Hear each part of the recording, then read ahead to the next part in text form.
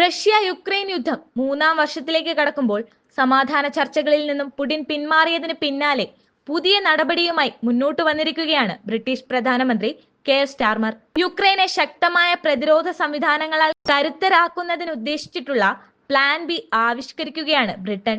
Russian president Vladimir Putin യുക്രൈനുമായുള്ള വെടിനിർത്തലിന് സമ്മതിച്ചില്ലെങ്കിൽ തന്റെ പ്ലാൻ ബിയെ കുറിച്ചുള്ള പ്രഖ്യാപനം നടപ്പിലാക്കാനാണ് ബ്രിട്ടീഷ് പ്രധാനമന്ത്രി കെയർ സ്റ്റാർമറിന്റെ തീരുമാനം. French president Emmanuel Macron, Ukraine president Vladimir Zelensky, NATO secretary general mark Rutte എന്നിവർക്കൊപ്പം സ്റ്റാർമറും ചേർന്ന് ശനിയാഴ്ച വെർച്വൽ യോഗത്തിൽ ഇഷ്ടമുള്ളവരുടെ സഖ്യം അല്ലെങ്കിൽ യുക്രൈനൊപ്പം എന്തിനും കൂടെ നിൽക്കുന്നവരുടെ സഖ്യത്തിന്റെ യോഗത്തിൽ പങ്കെടുത്തിരുന്നു. യോഗത്തിൽ പുടിനോട് തന്റെ യുക്തിരഹിതമായ ആവശ്യങ്ങൾ ഉപേക്ഷിക്കാനും സമാധാനത്തിന് പ്രതിജ്ഞാബദ്ധരാകാനുമാണ് സ്റ്റാർമർ ആവശ്യപ്പെട്ടത്. തോക്കുകളെയും ആയുധങ്ങളെയും നിശബ്ദമാകാൻ അനുവദിക്കൂ എന്നും അദ്ദേഹം റഷ്യൻ പ്രസിഡന്റിനോട് ആവശ്യപ്പെട്ടു. സ്റ്റാർമർ അവതരിപ്പിച്ച പ്ലാൻ ബി അനുസരിച്ച് യുക്രൈനെ സഹായിക്കാനായി സന്നദ്ധതയുള്ളവരുടെ സഖ്യം എന്നൊരു കൂട്ടായ്മ രൂപീകരിക്കും. ഈ സഖ്യത്തിൽ പ്രധാന യൂറോപ്യൻ രാജ്യങ്ങളും France, Germany, Italy, Spain, Poland, കിഴക്കൻ യൂറോപ്യൻ രാജ്യങ്ങൾ, കാനഡ, തുർക്കി എന്നിവരും പങ്കെടുക്കും. യുക്രൈന്റെ പരമാധികാരവും സുരക്ഷയും ഉറപ്പാക്കൽ, യുദ്ധം തുടരുന്ന സാഹചര്യത്തിൽ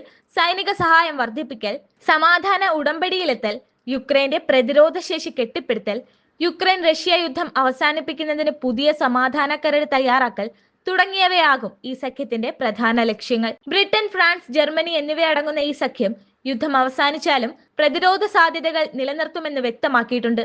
പുടിന്റെ നിലപാട് അനിശ്ചിതത്വത്തിലാണെങ്കിലും സമാധാനത്തിനായി റഷ്യയ്ക്ക് മേൽ സമ്മർദ്ദം കൂട്ടാനുള്ള നീക്കങ്ങളാണ് നടക്കുന്നത്.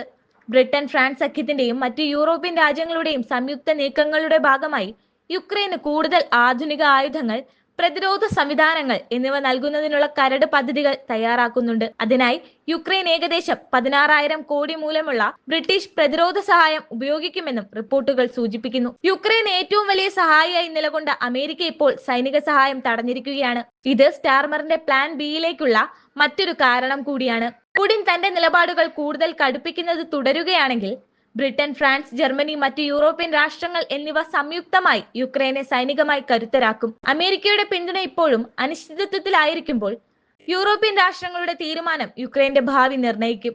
യുക്രൈനിന്റെ സ്വന്തം പ്രതിരോധ സംവിധാനങ്ങളും സായുധ സേനകളും തങ്ങൾ ശക്തമായി കെട്ടിപ്പടുക്കുമെന്നും സമാധാന ഉടമ്പടി ഉണ്ടായാൽ കരയിലും കടലിലും ആകാശത്തും യുക്രൈനെ സുരക്ഷിതമാക്കാൻ സഹായിക്കുന്നതിന് എന്തിനും യുക്രൈന്റെ കൂടെ നിൽക്കുന്ന സഖ്യമായി ഞങ്ങൾ എപ്പോഴും ഉണ്ടാകുമെന്നുമാണ് സ്റ്റാർമർ വ്യക്തമാക്കിയത്. യുക്രൈൻ റഷ്യ സംഘർഷം എത്രയും പെട്ടെന്ന് അവസാനിപ്പിക്കുന്നതിനായി റഷ്യൻ പ്രസിഡന്റ് പുടിന് ചർച്ചയ്ക്ക് വരേണ്ടി വരുമെന്നും സ്റ്റാർമർ വ്യക്തമാക്കി. ഒരു സമാധാന കരാറിന് പിന്നിൽ പ്രവർത്തിക്കുന്നതിനും യുക്രൈന്റെ ഭാവി സുരക്ഷ ഉറപ്പാക്കുന്നതിനുമായി അതിശക്തമായ പദ്ധതികൾ ആവിഷ്കരിക്കുന്നതിനായി മാർച്ച് 20-ന് സൈനിക മേധാവികൾ ഒരു യോഗം ചേരുമെന്ന് സ്റ്റാർമർ വെളിപ്പെടുത്തി. ഇതോടെ ഒരു കാര്യത്തിൽ എന്തായാലും വ്യക്തതയാവുകയാണ്. ബ്രിട്ടൻ, ഫ്രാൻസ്, ജർമ്മനി, പോളണ്ട് തുടങ്ങിയ രാജ്യങ്ങൾ ഒരിക്കലും യുക്രൈനെ തനിച്ചാക്കില്ല.